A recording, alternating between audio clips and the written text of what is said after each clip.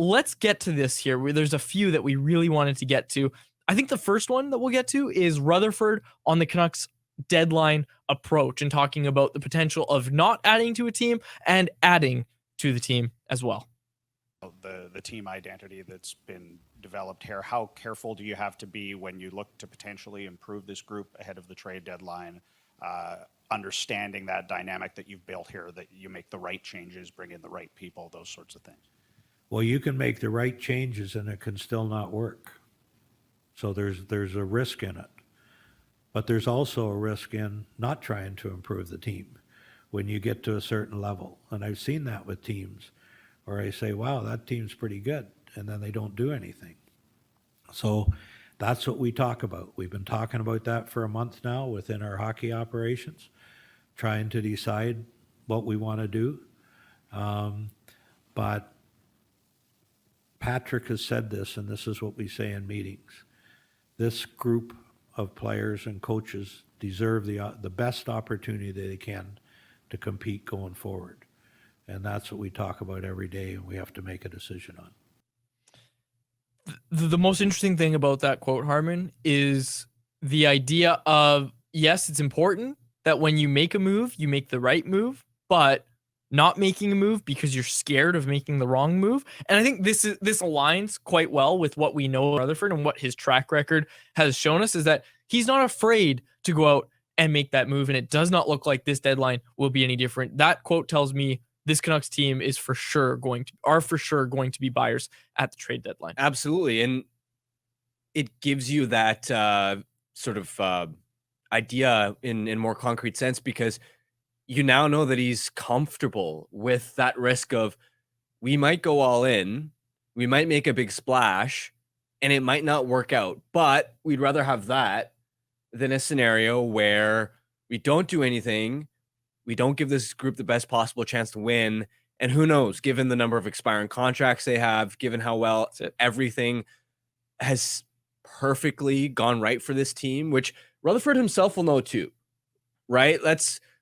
He's not somebody who's living in a fairy world fantasy land that going into the season, he fully believed that this was going to be their year to win a cup. He spoke about, we need everything to go right and we can be a playoff team.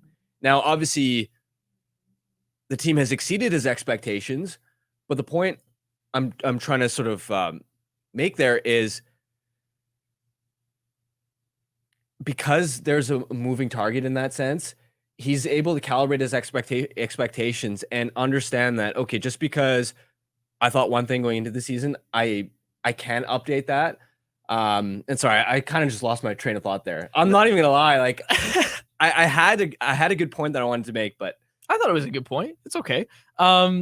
This other quote from Rutherford is about Elias Pettersson, and Elias Pettersson has been coming up quite a bit in recent days, and I thought this was a really telling quote, and we'll break it down after we hear it from Jim Rutherford talking about Elias Pettersson. Only 11:18. I'm guessing you haven't been asked yet today about Elias Pettersson. I know the Pats are talking, but for now, he's still waiting. Yeah. As an organization, how long can you wait? My son asked me at 7:00 this morning, just for the record. It's because he asked me almost every morning, just like everybody else wants to know. Look, we can wait. I'll say the obvious. We keep saying it over and over. We really want him to stay. He's a very special player. He's very important to the Canucks. He's very important to the city. And he can't walk at the end of the season. And that's the position that we've taken. We've taken it very comfortably. And so there's not anybody getting anxious here. Come the off season, then that things will get a lot more serious if in fact the situation gets to that point. And I'd just like to add that from an ownership perspective, we really want Elias to stay. I mean, we're hoping that, Jim can come to a conclusion with the agent and Elias, and hopefully we can get that done. First of all, you heard it in the clip, J-Pat was called on to ask the next question, and Francesco jumped in to offer the ownership perspective, as he put it. I really like that. I really like that from Francesco Aquilini. Also making it, again, adding to what I just mentioned about alignment from up top all the way down. There's not a person in that organization that doesn't want Elias Pettersson there. They're trying to make him feel as welcome as possible. And hey, like at this point, it's like Rutherford said, there's not much more they can do right now, and they're not really in a position where they have to worry or rush. And when it gets to the offseason, if it gets to that, then maybe, yeah, your clock is kind of turned up. Because like let's break down what it would look like real quick, and I don't want to spend too much time on this. But what would it look like if we get to the end of June, start of July, and Elias Pettersson still hasn't signed? Like, are they going to give him a qualifying offer that he can go sign? Yeah, that's... Sure, but if he signs it, is my point. It's rare for a player to sign their qualifying offer. But he would take that right to UFA status. So if he signs his qualifying offer, he would be taking a 1-year deal at a lesser cap hit, but it would be I'm getting to UFA immediately, and I'm going to get paid as a 25-year-old? Yeah, but you have to qualify him to retain his RFA status. Yeah, for the year. So that's what I'm saying, Yeah. is if he signs, do they give him the chance to sign the qualifying offer is what I'm getting at, right? Because that would be a disaster. It's not going to get to that. That's my point. Though. So you have to submit your qualifying offers by the end of June. So Yeah. like Rutherford said, off season. Okay, are we talking like start of June? If you don't have a sense you can get this guy signed, okay. I'm not saying I don't think they will give him a qualifying offer because they want to lose his rights. I am saying they won't let it get to a point where they are in a position to give him a qualifying offer. Likely, but we've seen plenty of RFA negotiations that go deep, and you have to remember that both the player and team can elect for arbitration, which I don't think that's the route that either side would want to go in. That would be a disaster. Wouldn't necessarily be a disaster. You don't think so?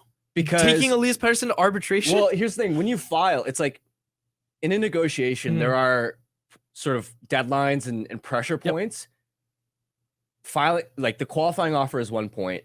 Then when you file for arbitration, either the player or team, like that's another one. And then the hearing itself is another pressure point. My point is the final pressure point isn't when you first have to make that qualifying offer to him, that there are levels to it. Yep, sure. It's the first major pressure point in the offseason is late June when you submit those qualifying offers, but it's not the final one where if you haven't gotten a deal done by then that you're panicking.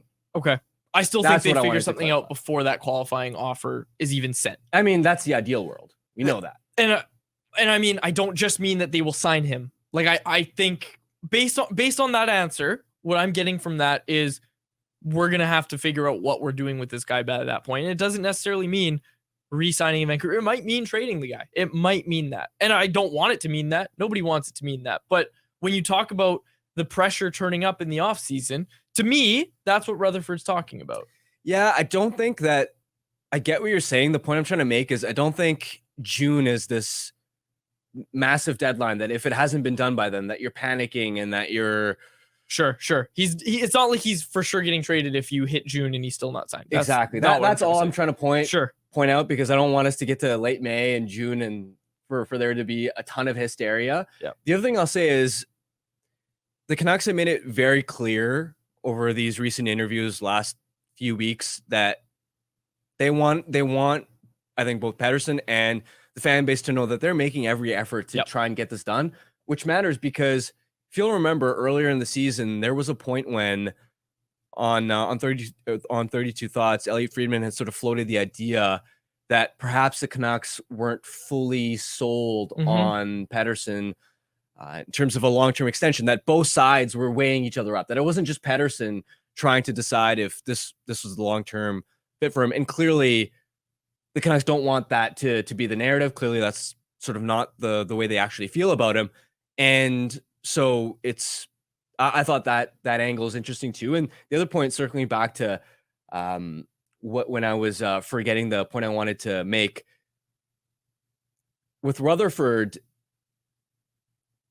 the point I was trying to make was I think he realizes that everything has gone right for the team to be at a potential contender level, and that opportunity may not happen every year. Yes. That's what I was trying to explain, that the team has exceeded his expectations greatly, and he may also realize that we may not be there yet in terms of being a sustained every year we're going to Exactly, be contenders. yeah. We may not have a really long window. So if this is a year where we actually look like contenders, then that might be the opportunity. Then they push have our to go chips in. for it. Yeah, and that's what we've been saying. Like, you and I have been saying this in recent weeks, right? Is this might be your shot, and you got to do it. And speaking of this might be your shot, let's get to the quotes from Francesco Aquilini. I love this. Okay, first, this is him talking about, PJ asked him this question about this year's team versus the 2011 team, because obviously he was around for that. It was a different time. I think this is very similar. I think, we're on pace maybe to win the President's Trophy. Who knows? Those teams won they won back-to-back President's Trophy.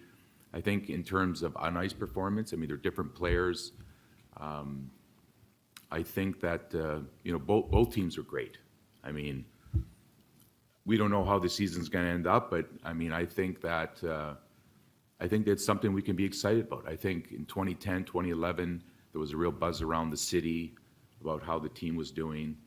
And, I remember going to some of the Southern California trips, it was LA, Anaheim, and Phoenix. And there were more Canuck fans in the building than there were local fans. I remember that. That was quite impressive. And I think we're starting to get there. Starting to get there. I think he's far too humble. You know why? Because he was thinking it, I think, and he didn't come out and say it. He wanted to say this team's much better than the 2011 team. Stop it. Top to bottom. Yeah, I was expecting him to say, you know what, Patrick? I read an article on Canucks Army, and when I was watching Canucks Convo yesterday, they were talking about how much time this year's team has spent with the lead, and that was a really compelling argument. In all seriousness, though, I did find it interesting that he did talk about that team in the sense of, look, like that team won back-to-back President's Trophies. You and I talked about it. That's the best team, one of the best teams to never win the Cup. And the fact that this team is even in the conversation for the President's Trophy is just such a surprise to all of us, I'm sure, including Francesco as well. And then he talked about what it means to him as an owner to see the fan base start to kind of come back a little bit here. Well, you touched on it earlier, just the fact that there does sort of feel like the buzz is coming back to town here. Just anecdotally, like, what has that meant to you and to your family to, let's be honest, it's been a dark decade. So to have the season that you're having right now, what does that mean to you? It means a lot. I mean, we've been waiting for this for a long time, and it's starting the excitement again. I mean, as owners, you want to be the owner that brings the cup to the city. That's really every owner's ultimate dream, and that pursuit of the Stanley Cup. That's what it's all about. And as a family, we're committed to it. We're going to do whatever we have to do. We spend to the salary cap. We provide all the support, and my job is to support Jim to whatever he needs. But it's exciting. I mean, you can see it with the fans in the building. The players are excited, and this could be the year. Who knows? That's right. This could be the year. Like I said, he's been watching Canucks Convo. Well, I was gonna say, Canucks ownership has thought every year is their year for how long now? Do you remember how many times they, like Francesco, around the time of training camp before the start of the season would tweet out some like photo from Whistler or Victoria about this year's the year, so excited for the group we have assembled, and then he got dunked on and then didn't do it this year. So maybe the trick here is Francesco, as entertaining as his Twitter presence was, there's a correlation there between him. But he wasn't saying this is the year we win I the know. Cup. He was talking about this is the year we make the playoffs. Now he's saying this is the year we bring a cup to Vancouver. He basically said, I already have the parade route planned.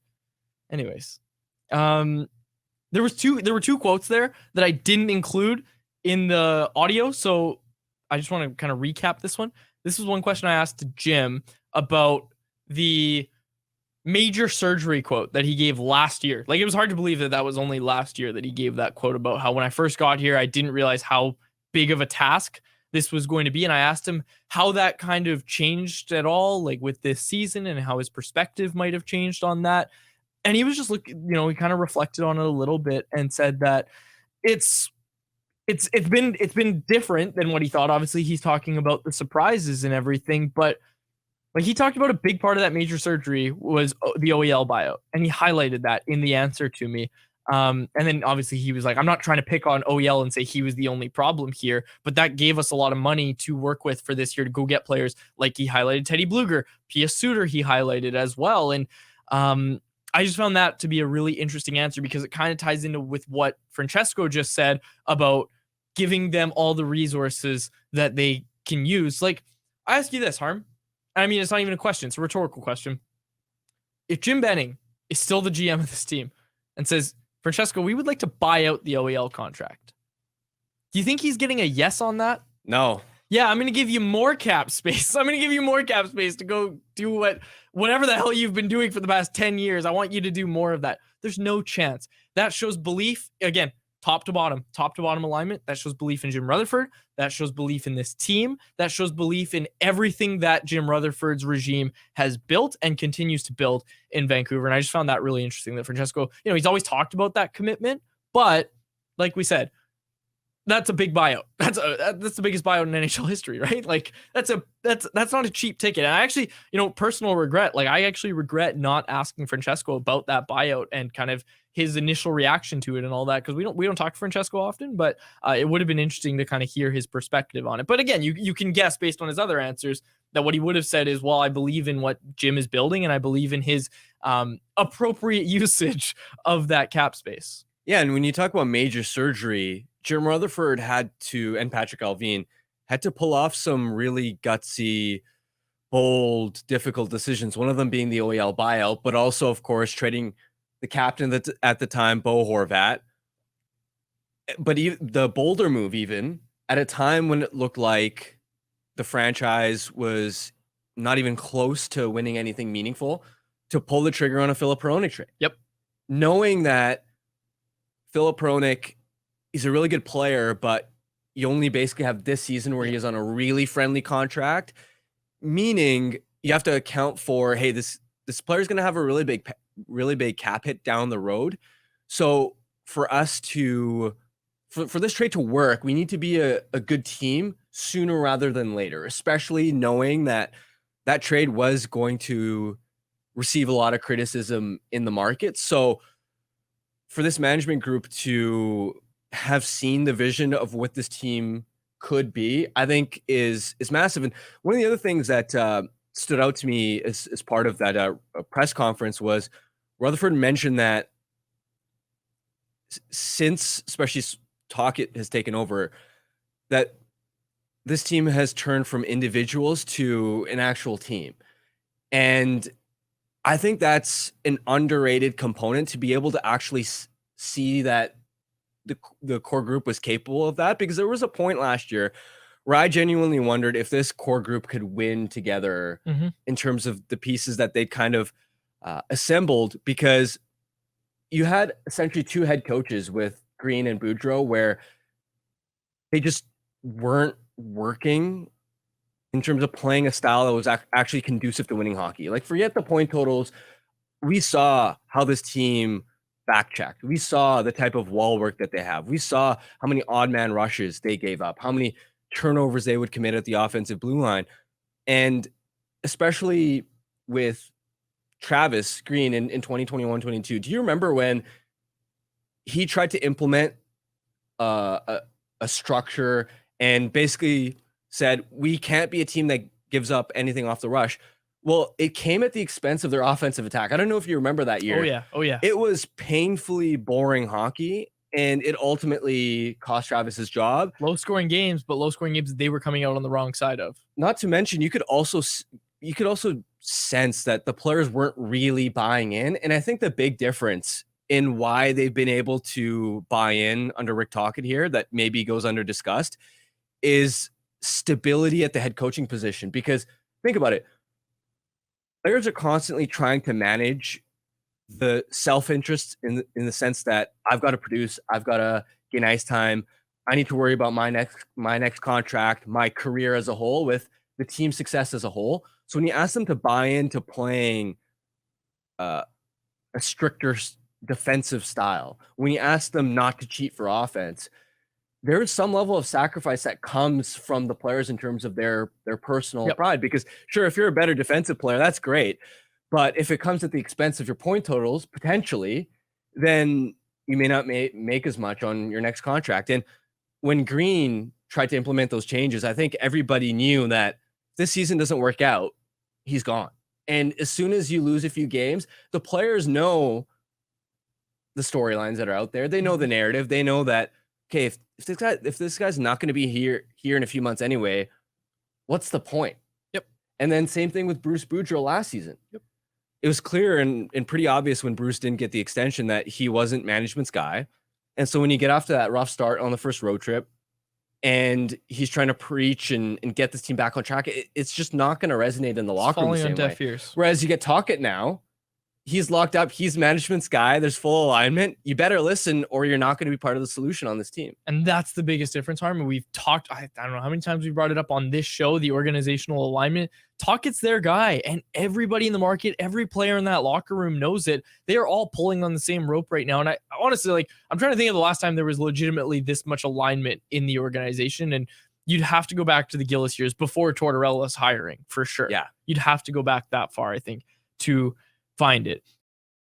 Canucks Conversation with Harmon and Quads every weekday at 2 p.m. Be sure to check it out on the Canucks Army YouTube channel. And if you missed it, go check it out on your favorite podcast catcher app.